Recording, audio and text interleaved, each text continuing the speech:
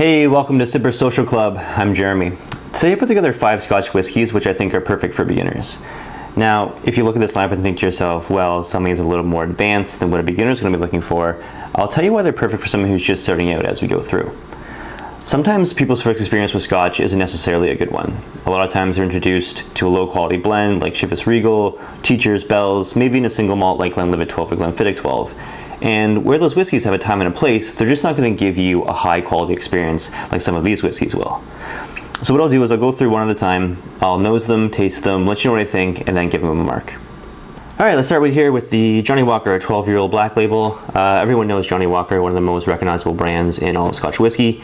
This is the only blended Scotch in the lineup. A blend just meaning that it's different single malts from different distilleries blended together with grain whiskey. Bottled at 40%, this cost me $30 in the United States. It goes for 56 Canadian here in the LCBO, or about $40 out in Alberta. On the nose.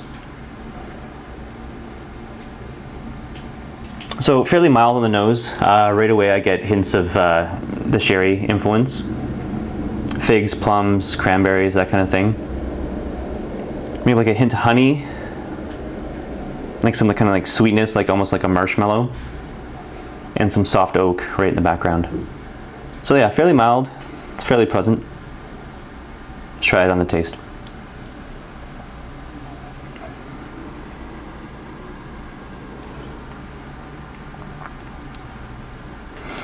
Yeah, so again, get that sherry kind of note. Get a little bit of caramel, some toffee, and again the oak. And then right on the finish, you get that smoky note. It's very, very well balanced. It's very subtle, but Johnnie Walker adds a little bit of peated whiskey to a lot of their different blends, this one included. And it's nice. It's not going to blow you away, but it's well balanced. It's well constructed.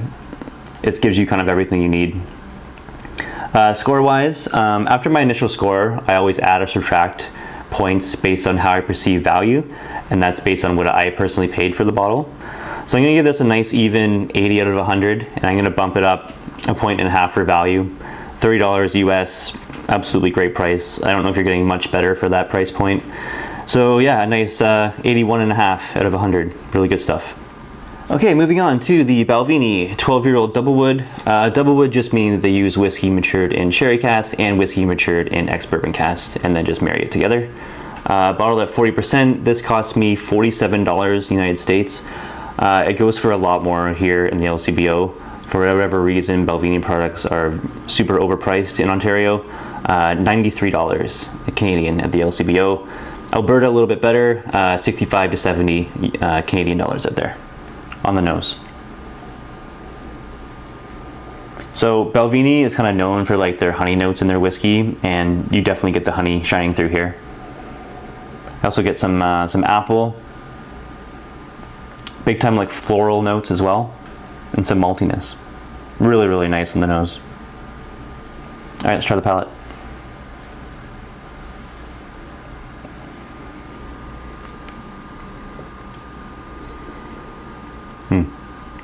So again, that honey note really shines through.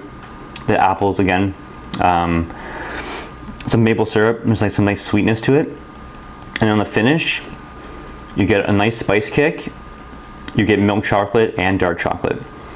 So it's kind of interesting how you kind of get both kind of whiskeys showing through here. You get the floral honey, kind of like ex-bourbon notes on the nose, and then on the finish you get that sherry kind of like dark chocolate, fudgy kind of stuff.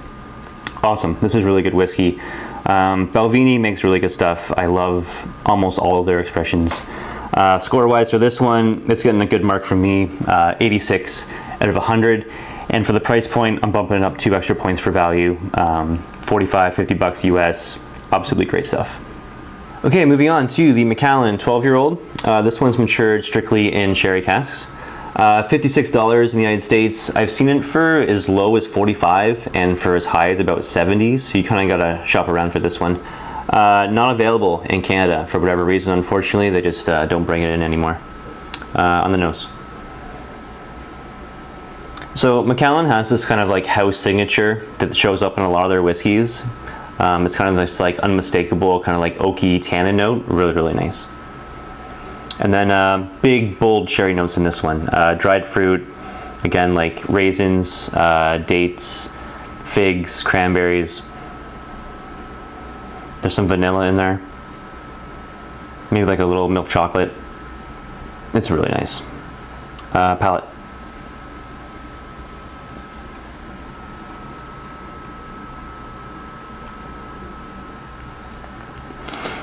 Really, really good. I love this whiskey. Again, milk chocolate, fudge, that sherry notes, those cranberries, dates, figs again. And then you get like a nice little spicy kick, and then that Macallan oakiness.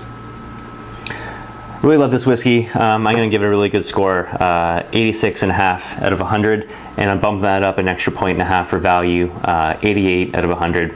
Awesome. Okay, moving down the line to the Talisker 10-year-old. This one's bottled at 45.8%, so a little bit more than the previous three. This is the 1 liter travel retail that I got in duty free in the States for $75. The regular 750 ml usually goes for about 65 to 70 in the United States. Here in Ontario, it's $98 Canadian. Alberta's about the same, 90 to 95 Canadian out there on the nose. Now, this is a peated whiskey, and there's kind of like a stigma about beginners maybe not going towards peated whiskeys to start, which I think is kind of bullshit, because I know lots of people who start out in whiskey and they flock towards the peated stuff. I know that I love peated whiskey when I first started drinking it. You get a little more bold flavors, but that's no reason why you shouldn't start out drinking it. Okay, back to the nose. Awesome nose on this one. Charred wood, like almost kind of like when a campfire burns down, like maybe like a couple hours after that, that's what this smells like. Really nice smoky note in it. And then after all that smoke, you get like a really nice fruit note. Kind of like a sweet kind of fruit note. And then salt water, like saltwater taffy almost. Some butterscotch. Really, really good. To the palate.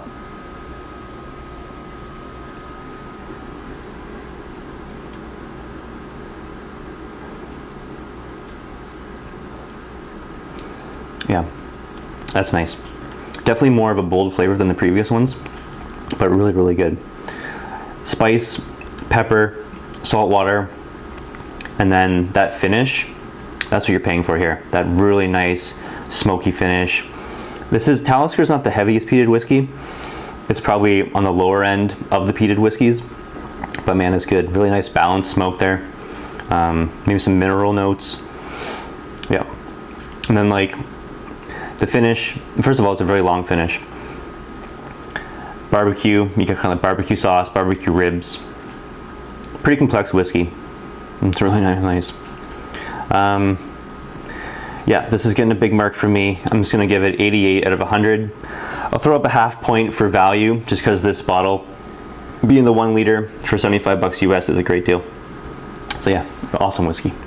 Okay, last but not least, the Highland Park 18-year-old. This is the most expensive whiskey in the lineup. A friend of mine actually out in St. John's, Newfoundland, found a good deal on these. He paid $145 Canadian, which is one of the better prices I've seen. Usually there's going to run you about 120 or so in the States. The LCBO here in Ontario wants a tick under 200 bucks for it. Out in Alberta, it's a little bit less, about 180 Canadian. Bottled at 43% on the nose. Yeah, so right away you can tell this one's got a little more age on it than the previous ones. Really nice quality whiskey. Pears, melons, apple, floral, kind of like a potpourri almost. And again, a really, really nice honey note. Yeah, that's good. You can spend some time with this one. This is a really nice whiskey. All right, on the palate.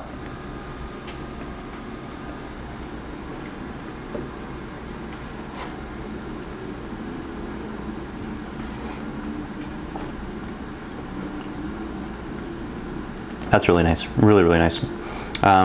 Again, melons, apples, kind of pears, and then on the finish, nice long finish, milk chocolate, fudge, and then that little bit of like heathered peat on the end. Just a nice little balance of smoke. It's not overwhelming, it fits in really nicely there. I'd say maybe it's even a little less than what the Johnnie Walker was giving you.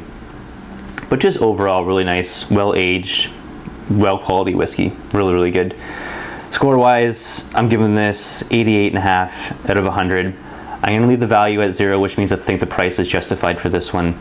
I think the LCBO charges a little bit too much. If you find it for 120 in the States, really good price. Definitely buy it again in that, and 145 Canadian, absolutely great deal. I have a where to now for this whiskey. Where to now is just where I recommend a whiskey that has a similar profile. And for this one, it's the Yamazaki 12. The first time I tried this Yamazaki 12, I immediately thought Highland Park 18. It kind of shares the same kind of like fruitiness with the melons and the apples. It's got that little bit of smoke and then that little bit of like milk chocolate as well. So if you like the Highland Park 18, try the Yamazaki 12. I think you'll like it as well. So there you have it. There are the scores. I picked these whiskeys because when I first started out, I tried each and every one of these, and they kind of inspired me to drink more and to try more things. They kind of give you a good representation of what Scotch whiskey can be. They're all good quality malts. They all offer a little bit something different, whether you're looking for something that's going to be inexpensive, nice, well-rounded introduction to Scotch whiskey, something that uses 2 different types of maturation with Ex-Bourbon and sherry cask. If you're looking for something that's just a nice, bold sherry whiskey, peated stuff that's like more on the entry level of peat, go with the Talisker, and then something well-aged with the Highland Park 18. If you're first starting out whiskey and you're not used to sipping straight alcohol, go with a couple of your go-to cocktails first, whether it be beer or wine or mixed drinks. That way your palate's a little more acclimated to the alcohol and you won't get that harsh kind of alcohol burn you might get if you're not used to drinking whiskey neat. But that's just my opinion. Let me know what you think. Do you agree with my lineup? Are these good scotches for beginners? Is there maybe something here that you tried when you're first starting out and it kind of inspired you to try more? Or maybe it's something I left out. Let me know in the comments what your favorite beginner scotch was. Thanks for watching, guys. Cheers.